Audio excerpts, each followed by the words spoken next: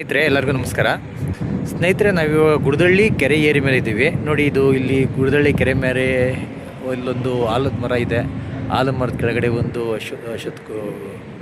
ಗುಡಿಗಳಿದ್ದಾವೆ. ಇಲ್ಲಿ ಭಾಳಷ್ಟು ಇದಿದೆ. ಇಲ್ಲಿ ಸುಮಾರು ಜನ ಪೂಜೆ ಮಾಡಿದ್ದಾರೆ. ಭಾಳಷ್ಟು ಸಂತೋಷ. ನಮ್ಮ ಧರ್ಮನ ಉಳಿಸೋಂಥ ನಿಟ್ಟಿನಲ್ಲಿ ಇವೆಲ್ಲ ಮಾಡ್ತಾ ಇರೋದು ಭಾಳಷ್ಟು ಒಳ್ಳೆ ಕೆಲಸ.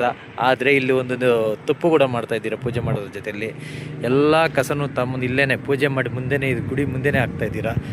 ಇದು ಸೂಕ್ತ ಅಲ್ಲ. ಇದು ನಮ್ಮ ಪರಿಸರವನ್ನು, ದೇವಸ್ಥಾನ ನಾವೇ ಹಾಳು ಮಾಡ್ದಂಗೆ. ಮುಂದೆ ಕೆರೆ ಇದೆ, ಈ ಕೆರೆ ಅರಗಿನಲ್ಲೇ ನೀವು ಈ ರೀತಿ ಬಿಸಾಕ್ತಾ ಹೋಗ್ತಾ ಇದ್ದರೆ ನೋಡಿದವ್ರ ದೃಷ್ಟಿಯಲ್ಲಿ ಏನು ಪ್ರಯೋಜನ ಬಂತು? ನೀವು ಪೂಜೆ ಮಾಡಿನೂ ಏನು ಫಲ ಸಿಗಲ್ಲ. ದಯವಿಟ್ಟು ತಪ್ಪಾಗಿ ತಿಳ್ಕೊಂಬೇಡಿ.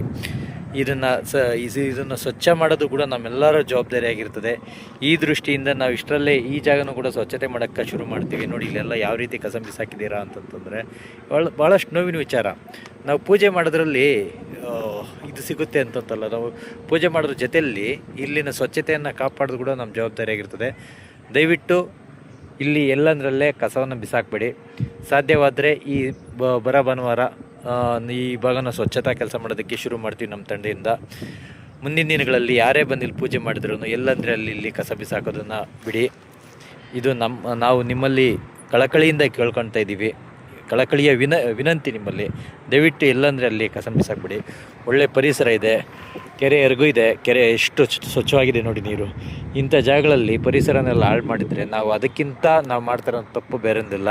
ನನ್ನ ಮಾತಲ್ಲಿ ಏನಾದರೂ ತಪ್ಪಾಗಿದ್ದರೆ ಕ್ಷಮೆ ಇರಲಿ. ದಯವಿಟ್ಟು ಇಲ್ಲಿ ಸ್ವಚ್ಛತೆಯನ್ನು ಕಾಪಾಡಿ.